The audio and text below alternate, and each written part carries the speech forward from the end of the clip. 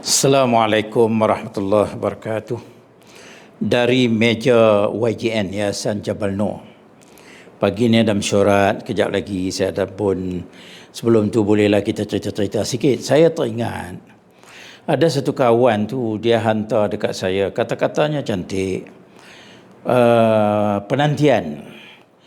Saya tanya nanti apa?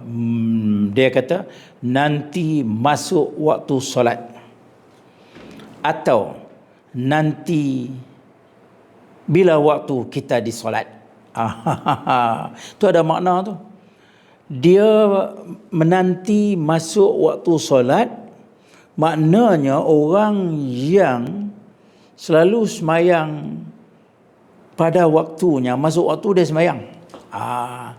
Dan berbeza dengan nanti bila waktu kita disolat. Itu menanti kematian.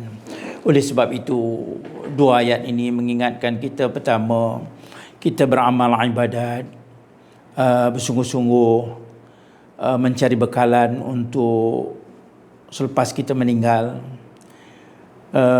Dan sebenarnya mati itu setiap orang akan merasai, kullu nafsin za'iqatul maut.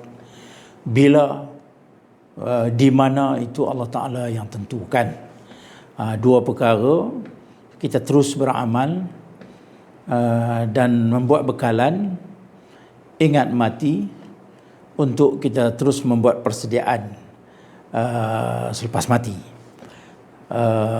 Dan insya-Allah semoga kita semua bagi nasihat kepada anak cucu, pergi masjid, pergi surau, bercampur dengan masyarakat, menjadi ahli surau.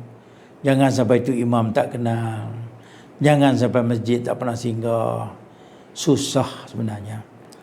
Biarlah kita menjadi salah seorang orang kata ahli masjid.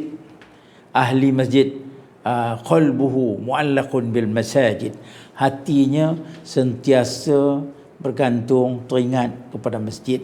Ini salah satu golongan yang dinaungi di hari akhirat besok. Salam daripada saya, TOD.